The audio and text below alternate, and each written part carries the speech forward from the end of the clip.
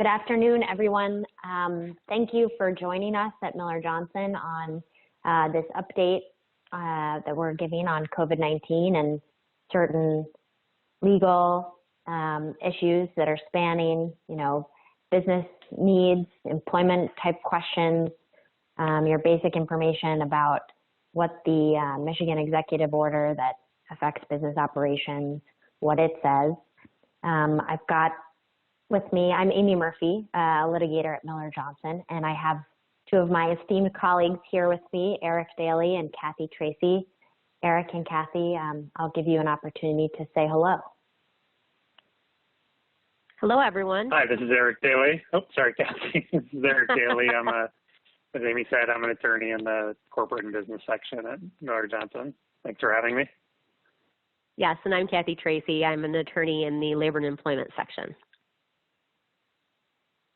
And we just wanted to say thank you to the Michigan Minority Supplier Development Council for giving us this opportunity to speak with its members today and run through some of the top questions that we are getting from businesses and employers about COVID-19.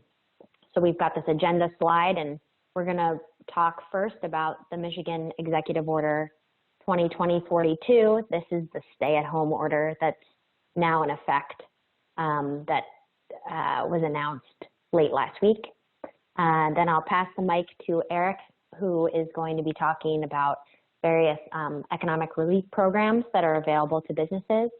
And then we'll get around to Cathy and her questions that she's been receiving from businesses and employers that deal with kind of the nitty-gritty employment law issues that are coming up. All of these, I guess COVID-19 is really putting in stark relief the ways in which any one of these items has some interplay with the others. So we look forward to talking with you. And if you've got questions, you can ask them through the Q&A function. So please feel free to do that. All right, so Michigan's newest stay-at-home order is Executive Order 2020-42. It went into effect on April 9th at 11:59 p.m., so that was last Thursday. The biggest change in terms of what's new about this order is that the old order that had asked or ordered that people stay at home was set to expire on April 13th.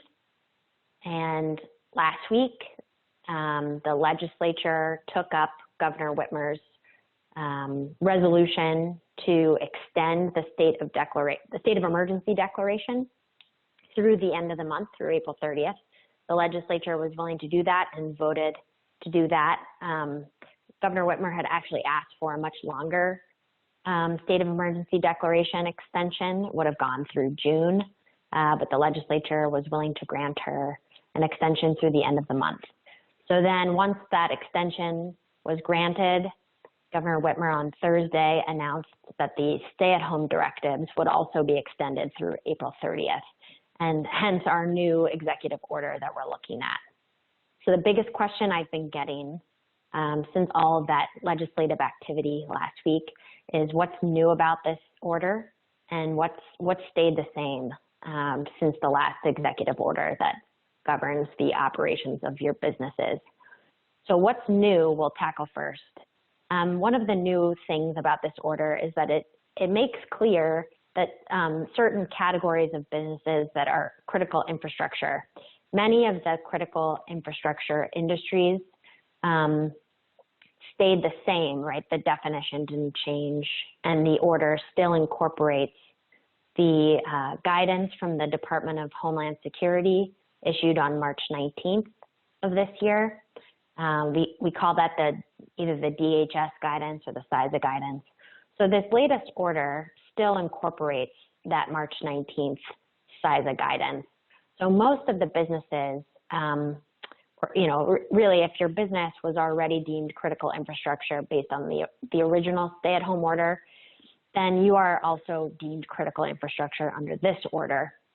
The order did, though, take the opportunity to make sure everyone understands certain categories of businesses that are also critical infrastructure if it wasn't already clear from the size of guidance.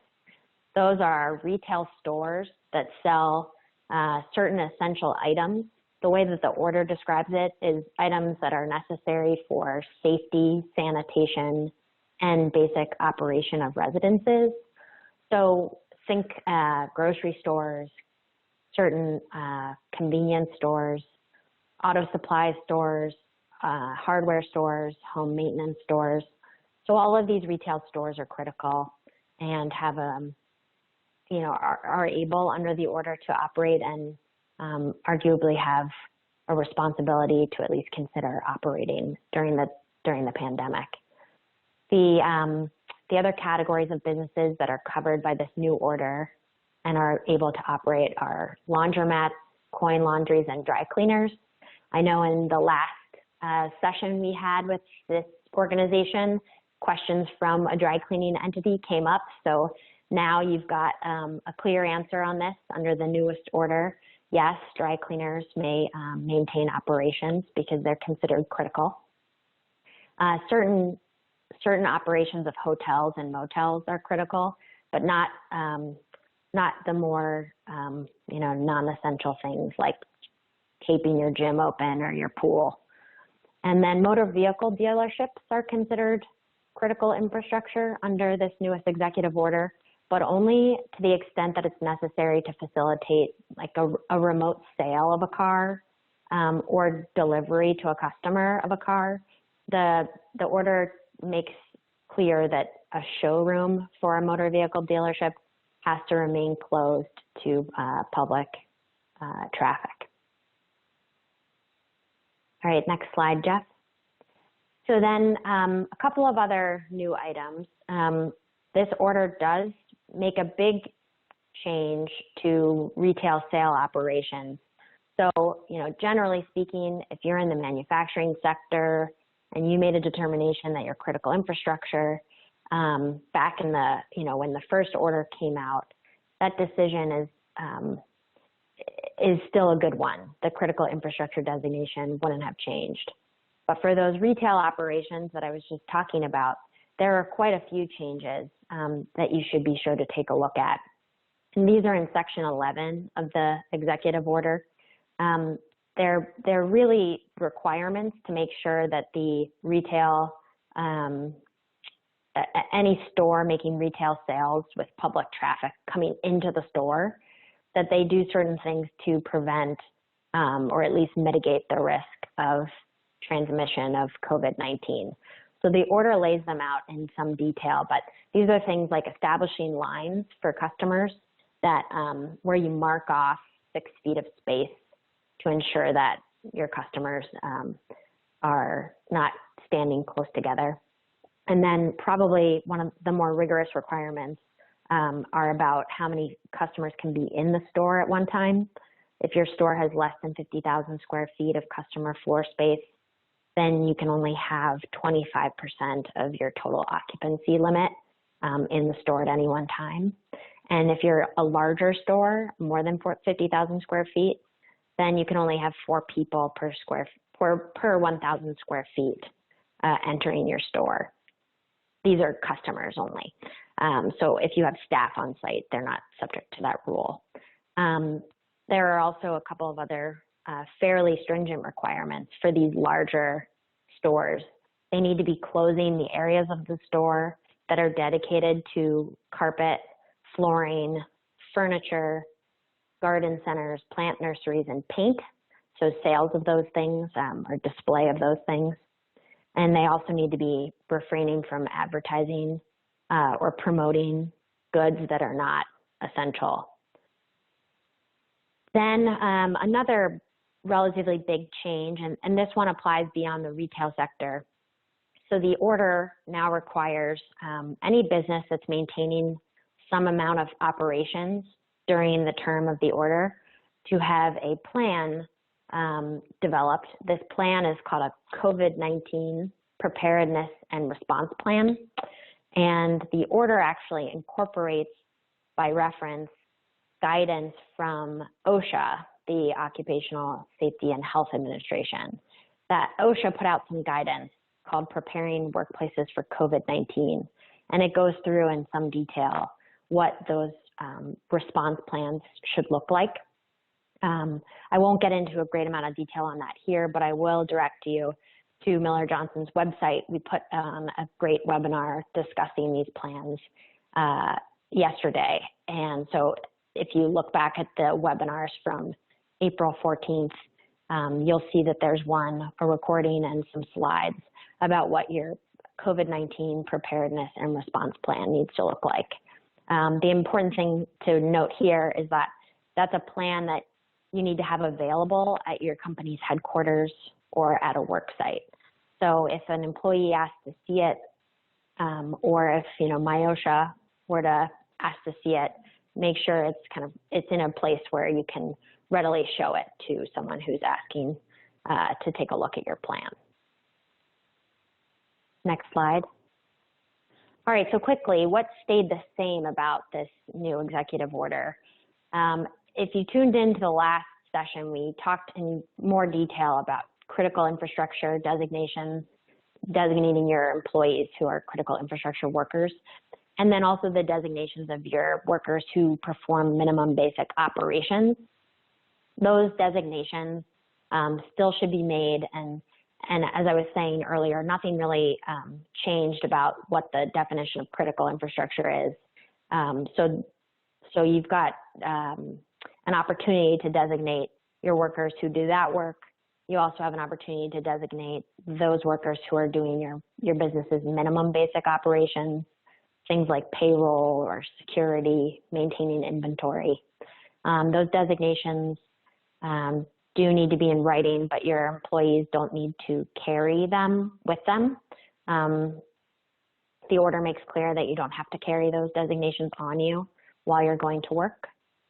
I will say, though, that I think it makes some sense to have a letter or designation of some kind that your employees can hold on to. Employees, from the reactions we've gotten from clients, employees seem to like having something they can carry on their person or save to their phone. That way, if they do get any questions as they're coming to or from work, they have something they can show law enforcement. So if you already made these designations, under the last order, the designations had to be made by March 31st, I believe. If you already did make those designations, you don't need to redesignate. You can just, continue to maintain operations using the designations that you already put together. And one other item that the order discusses are supplier designations. So under the old order, if you were a company and you were maintaining some amount of operations, you want to make sure a supplier you depend on is continuing to operate. You could designate them as critical. You can still do that, but I will say that the newest order doesn't require you to make that designation of your supplier. Your supplier can instead just self-designate, just determine that it serves a critical infrastructure industry and therefore make its designations of its critical infrastructure workers. Next slide, Jeff. Thank you. So a couple of items just to talk about on best practices. As we speak with companies about complying with this order, we've been stressing the importance of communication, communicating to your employees about the reasons why your company is a critical infrastructure operation, if it is, and why their work is critical infrastructure work that needs to continue. It's also important to be in communication with your suppliers and your business partners. This point's probably obvious, but just to make sure you're on the same page about supply of goods that you're depending on or that they're depending on, and foreseeing any disruptions before they occur so that you can sit down with your partners and work out a solution ahead of time. The other item we've been mentioning is that as you go about your decision making or your process of deciding whether you are or whether you employ critical infrastructure workers, it's important to document all of that. those documentations of, the decisions you make about who's critical at your workplace, who's performing minimum basic operations, all of that would be helpful if, on the off chance that we later have to defend in an action why your company decided to stay operating at some level. And I think I've got one more slide. Yes. So just one update for the group to consider. I talked about these legislative activities that went on last week. We also heard from the Michigan Senate on the same day that they agreed to extend the state of emergency declaration through the end of the month. The Senate also announced a bipartisan task force. That task force is going to make recommendations to Governor Whitmer on April 17th, which is this Friday. The idea, the task force says, is to come up with certain types of businesses that could maintain their operations or reopen safely without endangering the public and without endangering the safety of workers. So the task force, we expect, will make some recommendations to the governor of categories of businesses that perhaps sooner than April 30th could safely reopen. But I will say that this is just a set of recommendations, nothing more. And Governor Whitmer hasn't promised, to put those recommendations into effect. So we'll have to see what sort of dialogue goes on between the task force and the governor's office. So stay tuned for changes there. And with that, I think my slides come to an end. So if you have any questions, please feel free to contact me. Questions on the executive order and how your business can comply with that order, I'd be happy to speak with you. With that, I'll pass the slides on to Erik. Thank you, Amy. Can you hear me okay, by the way? I was disconnected briefly. I can hear you fine. Okay, great. Thank you. Sorry, one short disconnection earlier, and I just wanted to make sure I was audible here. Okay, so I'm going to go through a few different options available for potentially funding your business during this tumultuous period. Most of the ones that are live right now are through the Small Business Administration, and then we'll get to one option at the end that is not live yet, but which may come online and be useful for some medium-sized businesses over the next month or so. The first program that I'm going to talk about is one you may have heard about. It's called the Paycheck Protection Program. And this is, if we go to the next slide, this is a small business loan that may be wholly or partially forgiven. And by that, I mean, to the extent it is forgiven, the borrower, the business, or the other borrower, it could be an independent contractor or a sole proprietor, would not need to pay back the portion of the loan that is forgiven. It may be that only part of the loan is forgiven. It may be that all of the loan is forgiven if it's used for certain purposes over a 8-week period after it's funded. The idea of this is to support payroll costs for small businesses so that they keep employees on payroll, and to allow the small businesses to also keep up with some of their other sort of essential expenses like rent or mortgage interest payments, utilities, things like that. The level of forgiveness that you ultimately receive on this so-called PPP loan will depend upon a number of factors. The most important are the time you spend the loan proceeds, which needs to be in the 8-week period I mentioned earlier after the loan is funded. And then it also depends upon your continued full-time equivalent employee levels during that 8-week period, and the level of wages and salaries that you pay to your employees during that 8-week period.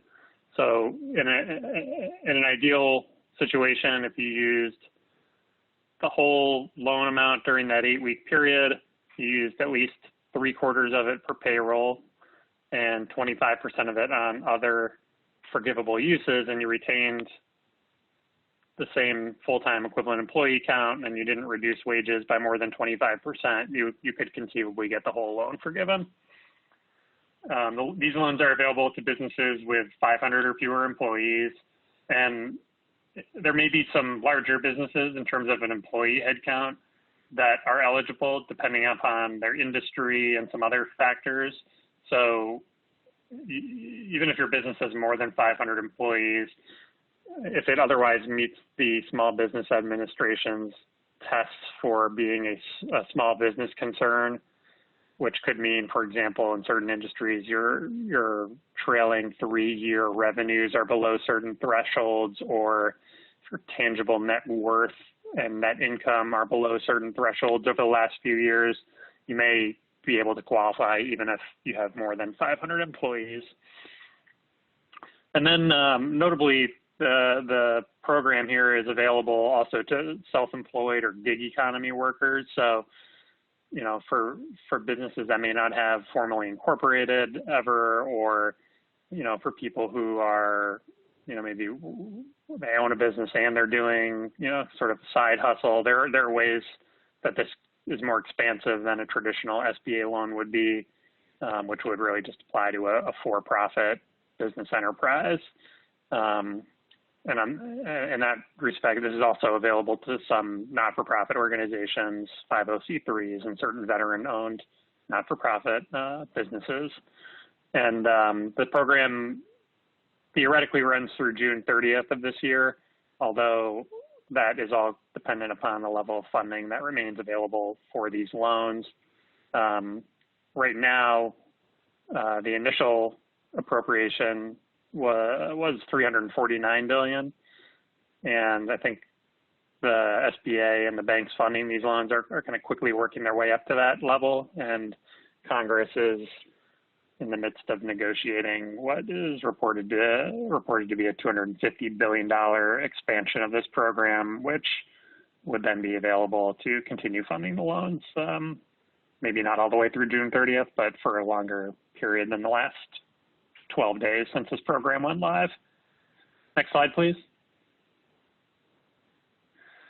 So here's just a high-level summary of the terms. I won't go through all of this because we have limited time, and we could spend hours just talking about the PPP loans, but the maximum amount that an eligible borrower could take out in a PPP loan is basically equal to 250% of their average monthly payroll costs, subject to a $10 million maximum.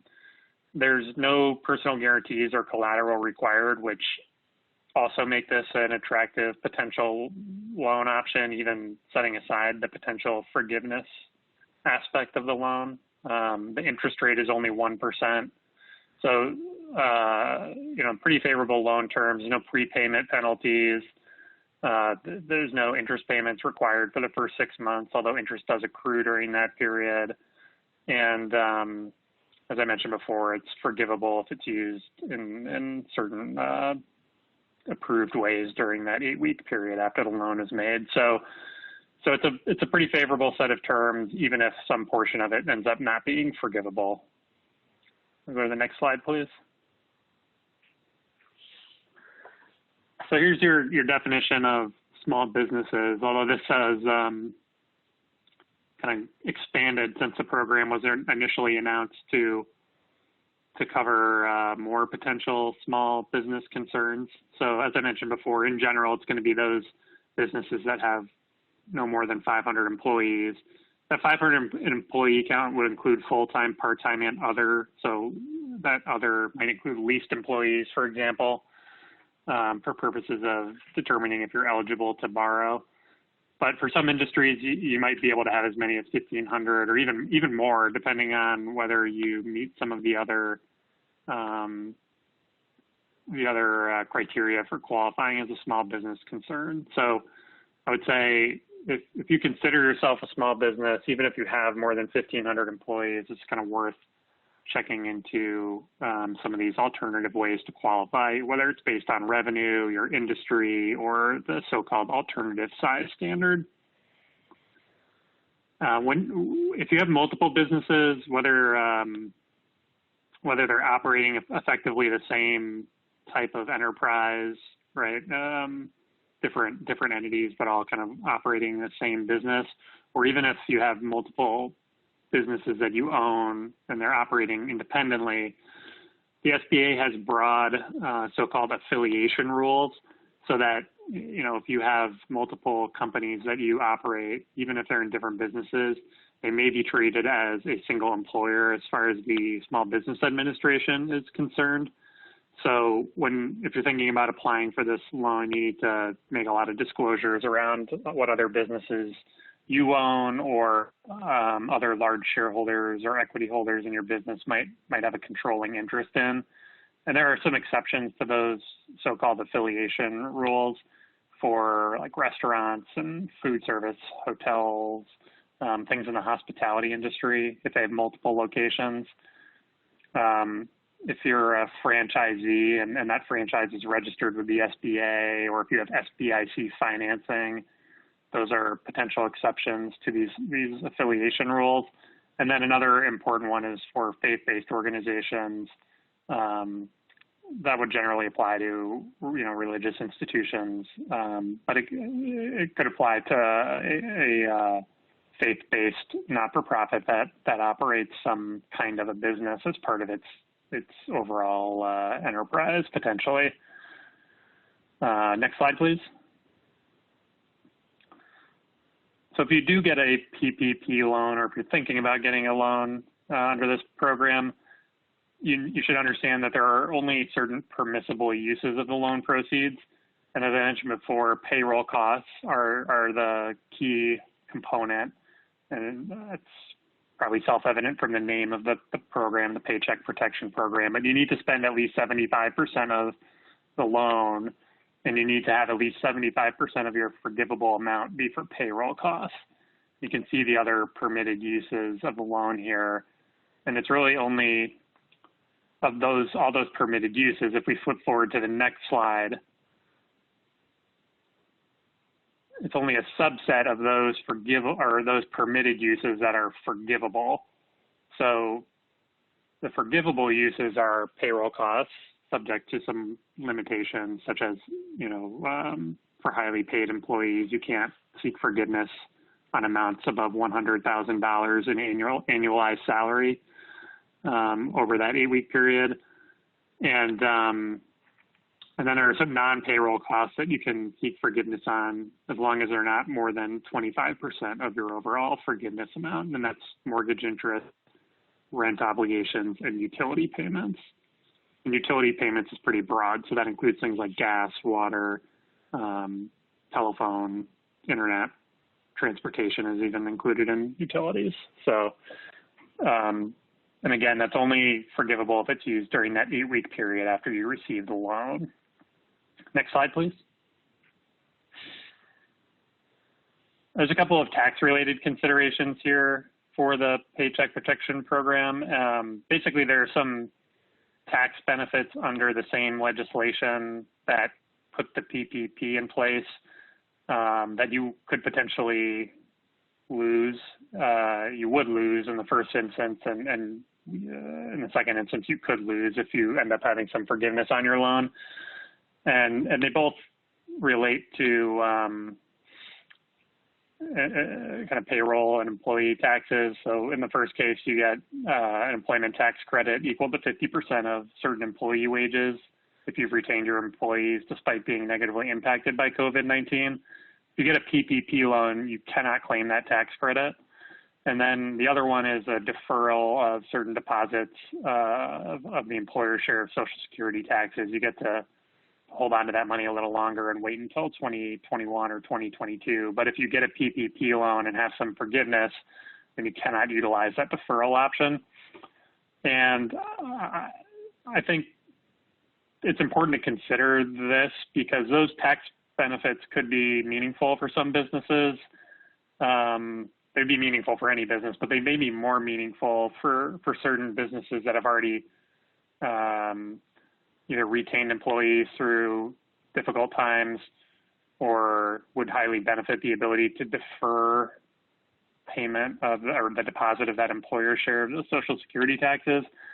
I say that because as a lot of borrowers have taken out the PPP loans quickly and tried to get first in line, this ties back to, Amy's part of the presentation. The executive orders prohibiting some businesses from operating have made it difficult, of course, for some borrowers under the PPP scheme to continue to really actively employ people. So you can have people on payroll even if they're not working, but ideally you would time your loan under this program to coincide with a period when you have employees coming back into work or continuing to work. And so if you're not able to do that, to coincide at a time when you really get the benefit of that forgiveness, you may be losing these tax benefits in exchange for just getting, a cheap loan without a lot of forgiveness. So it's just important to make sure that you think about the tax benefits you're sacrificing if you do take out a PPP loan, so that you're weighing that against what you actually think you'll be able to achieve in loan forgiveness under the PPP. Next slide, please. And then just a couple of notes here.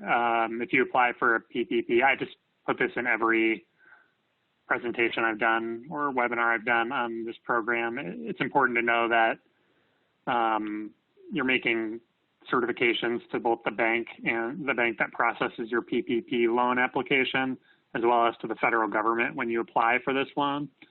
And you will apply for a PPP loan through a bank, not through the SBA website. So it's important to know that some of those certifications are, are significant in the sense that if they're wrong, it could come with kind of disqualification from the program. So making sure you disclose all your affiliated entities, for example. And then in the application form, it also does remind people that reminds borrowers that almost all the information is subject to Freedom of Information Act requests.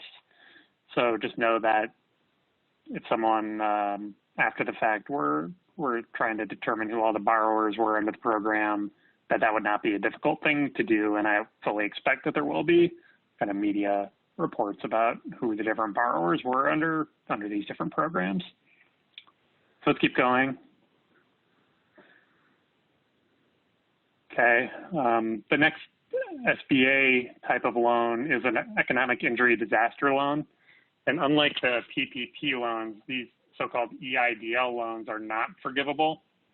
Although, again, they do have reasonably favorable terms, which have been modified through the end of 2020. These loans can be up to $2 million, and interest rates are capped at 3.75% or 2.75% if you're a not-for-profit. They could have a term of up to 30 years, although that would be determined on a loan-by-loan basis.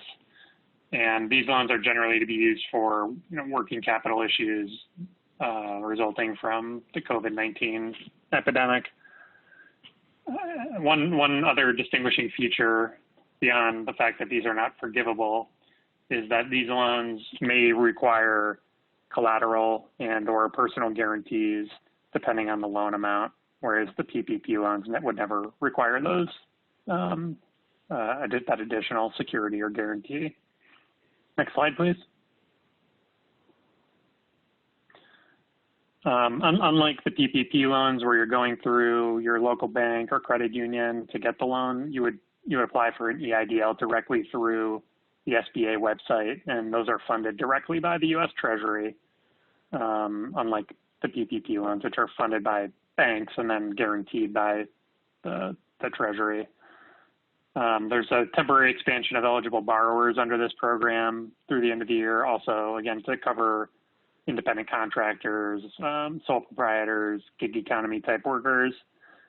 You don't have to show that you couldn't find credit elsewhere. So they're really just going to look at some pretty basic financial information, which would include something like your credit score potentially, and maybe some other basic information about your business instead of the more fulsome sort of underwriting and financial due diligence that would typically happen even with this type of loan through the SBA. And then there's no cost or fee to apply, same as the PPP, and you're not obligated to accept funds if you are approved. Next slide, please.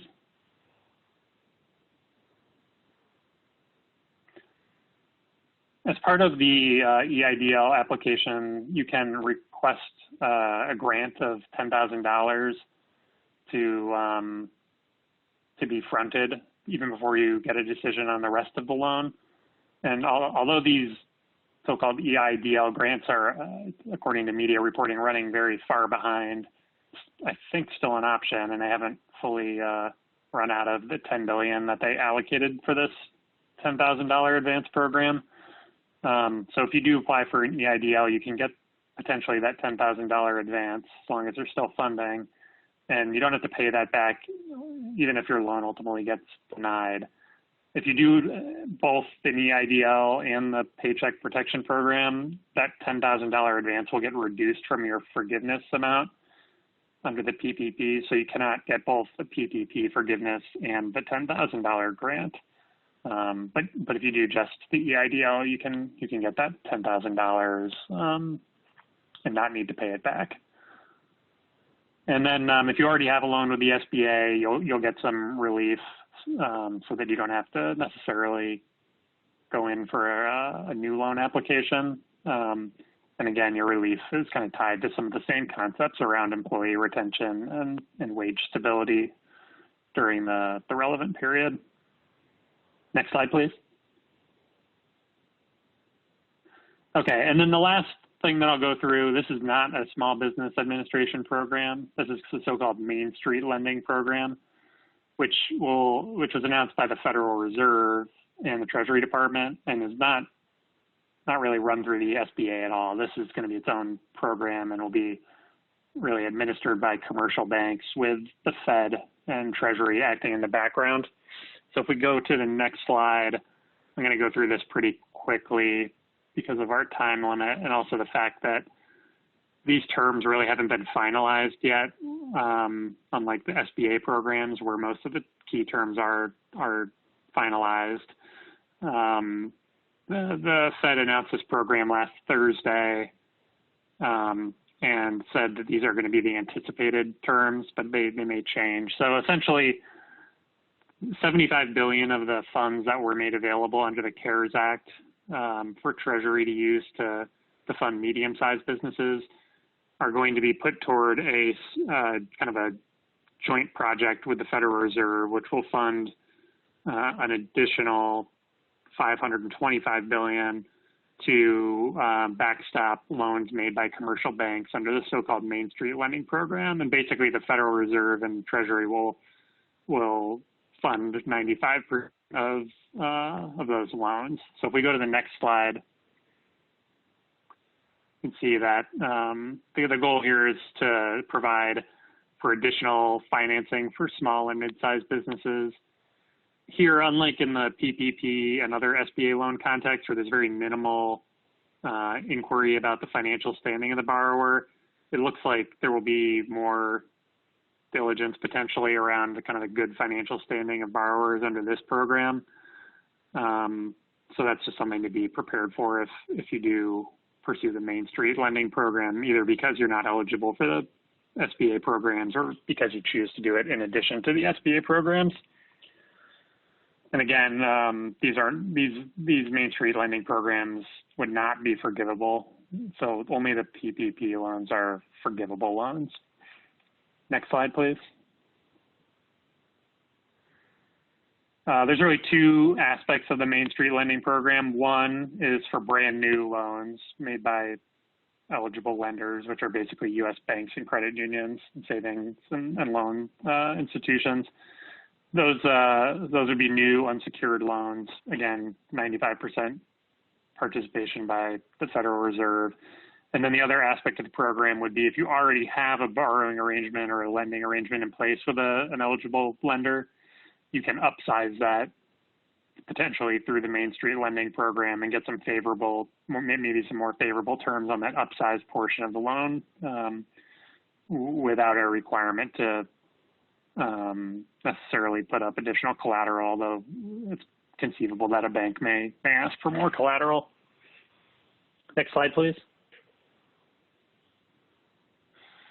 And I won't go through this, but basically eligible borrowers here are going to be larger than SBA borrowers. They do need to be organized under U.S. law with significant operations in the U.S. and a majority of their employees in the U.S. But the employee and revenue thresholds here to be eligible are pretty significant. So most mid-sized U.S.-based businesses are likely to be eligible. And again, you can participate in both the Paycheck Protection Program and these Main Street lending programs if you qualify for both. So next slide, please. These are the loan terms that are envisioned for these Main Street lending program loans, although they may change before things are finalized. I think the key things here, it's a 4-year maturity with 1 year of deferral of any kind of payment on that initial, on either the new loan or the expanded loan. And then the interest rate will be an adjustable rate, which will be based off the secured overnight financing rate, which is currently basically 0%. And then you add on to that 2.5 to 4%. So initially it'll be an interest rate of 2.5 to 4%. And then if interest rates eventually come up, it may increase, but over the next 4 years, it probably going to stay pretty close to that 2.5 to 4%. That's a minimum loan of $1 million, and again, no prepayment penalty. There are some extensive certifications and attestations that a borrower needs to make, and then there's also some key restrictions on executive compensation practices, stock buybacks if you're a publicly traded company, and then dividends and distributions, among other things. So if you go in for one of those loans, just be aware that you may be tying yourself up on some of those types of actions during the term of the loan plus 1 year after. Next slide, please. Great. Well, that's a real quick overview of those programs. There's a lot more detail if you end up applying for one or consider applying for one of those programs. I strongly recommend that you consult with an attorney, whether it's us or somebody else, and or an accountant, in addition to whatever bank you go through. So feel free to reach out if you have follow-up questions or need additional information about any of this. And with that, I will turn it over to Cathy to talk about some of the employment-related issues coming out of the federal legislation. Thanks, Erik, but no thank you for putting me after you, given that you're talking about all these ways that people can get money, and I'm going to be talking about all of the issues that you employers are facing with all of the pandemic-related issues that are going on. So most of the employers that I've been dealing with fall within a couple of different buckets. Either they're employers who have essential workers or who've been able to work remotely, so they're still operating, or we've got a lot of employers who are completely shut down and are thinking about how they can communicate to their employees and help them navigate this period of unemployment. So not surprisingly, the concerns are very different. So I'm going to just kind of split the baby here, and I'm going to talk about the common question I get from the employers that are still operating, and then one that I get from the ones that are not. So starting with the top question that we've been seeing from employers who are still operating is, excuse me, how do I get my workers to come to work? If you've been watching the news, you've probably seen that, a quarter of the employment eligible population in Michigan has filed for unemployment, and that there are some enhanced federal unemployment benefits that will come along with that. So employees who are eligible for a maximum state unemployment benefit plus the enhanced federal benefit could be earning up to $962 per week. This has obviously created a pretty large incentive to employees to stay home from work if they have any even passable explanation for doing so. So one of the big issues that we've been seeing, again, is how do I get these folks to come to work? The primary step is going to be communication. This is a time where employers really have to demonstrate leadership and, to the extent possible, motivate and inspire their employees to come to work. In some industries, that's going to be easier than others. In healthcare, you can certainly, explain to employees why it's so critical that they make it into work. But it's equally critical in other industries, and frankly, for the continued viability of the company, for employees to come to work in those areas too. So the key is trying to communicate that to employees honestly and credibly. It's also important to try and explain to employees why they fall into the category of critical workers or workers who are necessary for basic operations, such that you can require them to come into work. Because one issue that we've been seeing is that some employees who don't want to come to work, could report to the Attorney General's office or to law enforcement that their employer is open and shouldn't be, or their employer is requiring them to come to work and they shouldn't be. So it's important to have a clear communication with employees about why it's okay that they are being asked to come in. We've developed some, template kind of Q&As for employees that go through this, and I think those are really helpful to the extent, you can put this explanation in plain language so that it makes sense to them. It's also important that we assure all of these employees who we're asking to come in to work that we've done everything within our power to make sure that their workplace is safe. We're complying with CDC guidelines, we're complying with OSHA and MIOSHA standards, and that it's safe for them to come. As Amy indicated too, under the executive order, there has to be a preparedness plan on site that the employer has prepared, and that sort of tracks along with the CDC and OSHA guidance. But we can also communicate that to the employees as well. And as Amy mentioned, there is a really great webinar, and we've also, as a implement section, devised a sort of a template plan for employers to use on that too. Next slide. Thanks, Jeff. This isn't going to be an option for employers who are very cash-strapped, but lots of employers have decided to offer additional incentives to employees to come in to work, and that can look like premium pay. Some employers have chosen to pay the copay on their employees' health care insurance.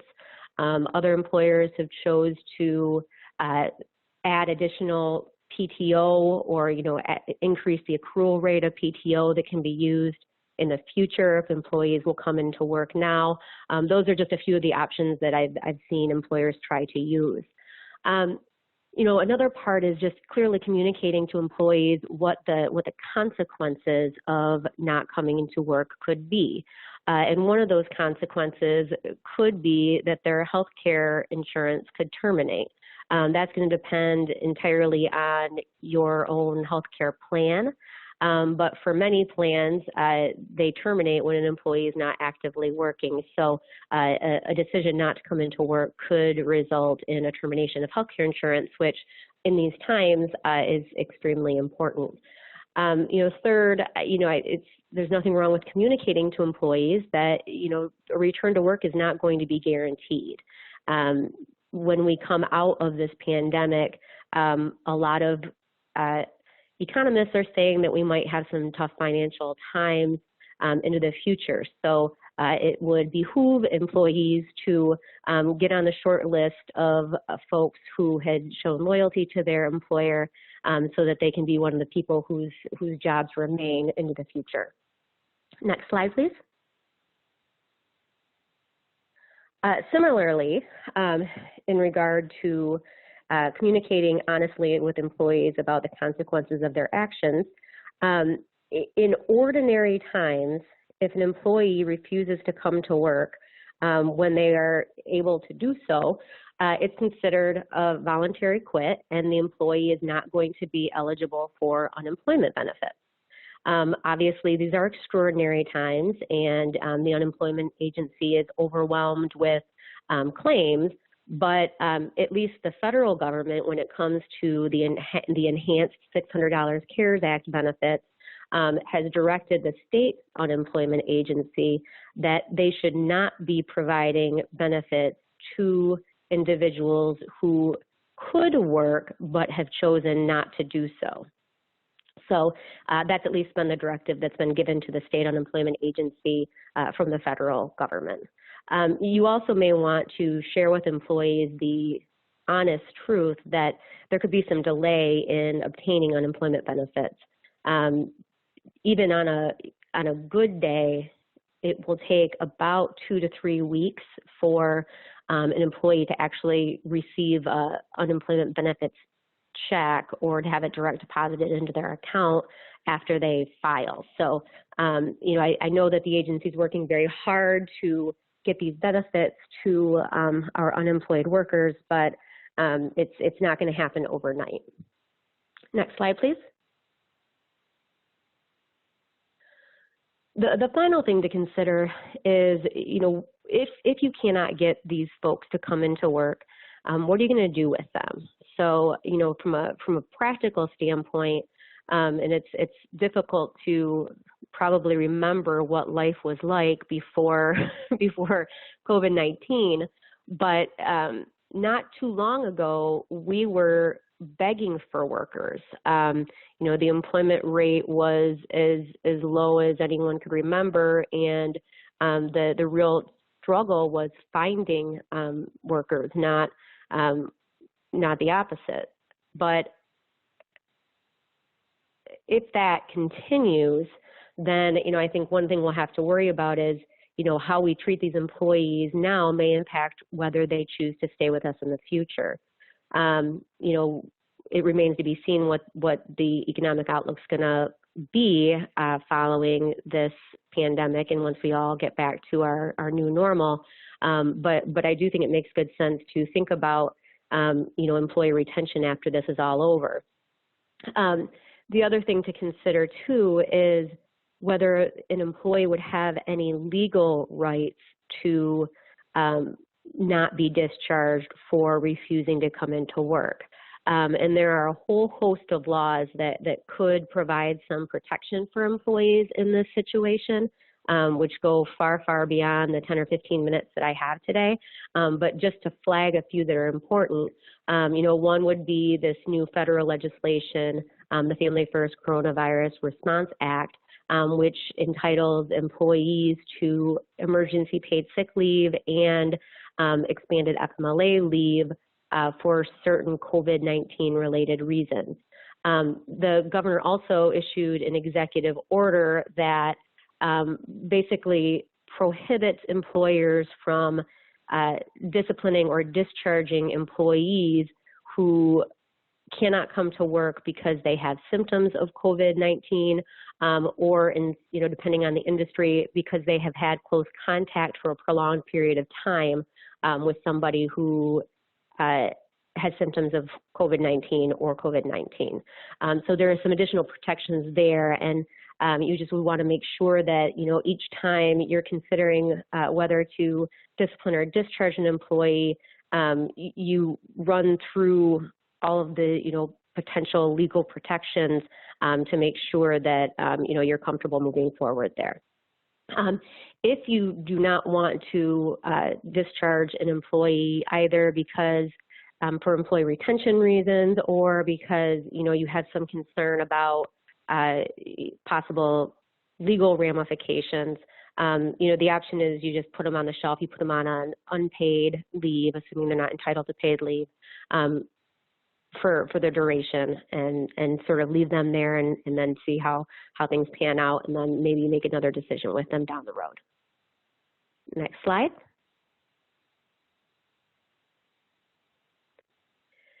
So that covers the employers who are still operating. The top questions that I've been getting from employers who are largely closed is, what am I going to tell my employees about the benefits to which they are entitled for unemployment? included this little screenshot here because it has all of the information for the unemployment agency about who to contact, when to contact, and all of that sort of thing. Next slide. I would let your employees know, however, which, you know, they may know if they've been reading the news, that there have been some significant challenges with getting unemployment claims processed. The agency is completely and utterly overwhelmed with the number of claims that they've been receiving. It's caused their entire system to crash on multiple occasions. We've received countless reports of employees who have been trying to file both online and through calling, and they're not able to get through.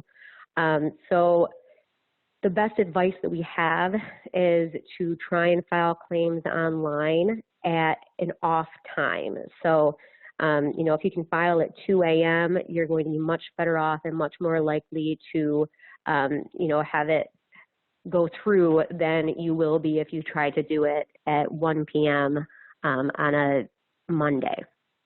So, you know, I guess, you know, the best we can do is just caution them for those things and, you know, encourage them to be patient and to keep trying. Next slide. We can also explain to them, generally speaking, what types of unemployment benefits might be available. I would caution you, however, from promising them that they will be entitled to certain benefits, because the reality is, you know, we can tell them whether we will contest unemployment benefits or not. We can tell them whether it seems to us that they would meet the eligibility requirements, but at the end of the day, it's the unemployment agency that's going to decide whether an employee is or is not entitled to benefits. So basically what they would receive, I alluded to this earlier, is under the state Unemployment Act, an employee who works full-time typically would be entitled to somewhere between $250 and $362 per week. The federal enhanced unemployment benefits that are through the CARES Act add an additional $600 per week on top of that. Those benefits are going to be available through, you know, assuming the employee remains unemployed, through July 31st of 2020. And after that, a different section of the new CARES Act would be triggered, and the employees could receive additional benefits, federal benefits, in the amount of $600 per week for an additional 13 weeks. So that would equate to a maximum of $962 per week for many of your workers. And with that, those are the top questions that I have been receiving. I'm not sure if there's time left for any questions that you folks might have, but I will turn it over to Amy to lead us from here. Thanks, Cathy. Yeah, I've been monitoring the Q&A and I don't see any outstanding questions. So I want to make sure everybody who is looking at the slides knows that they can contact Cathy, Erik, or myself. Our contact information is up on the screen right now, and you can also find us on the Miller Johnson website. Cathy, Tracey, Erik, Daly, and Amy Murphy. We'd be happy to reach out or to answer any questions that you have. So please feel free to reach out to us. We'll also be making these slides available to the Michigan Minority Supplier Development Council. I think it'll be up on the website at some point soon. So if you do want to return to those slides, take a look on the website, and again, feel free to contact us if you have trouble finding those. And I just want to say a quick thank you to the Michigan Minority Supplier Development Council for allowing us to host this webinar with your membership. We really appreciate this opportunity to speak with you and hopefully guide you through this uncharted territory as we deal with the pandemic. We hope all of you stay well and look forward to speaking with any of you who have follow-up questions. So thank you very much. Thank you. Appreciate it. Thank you.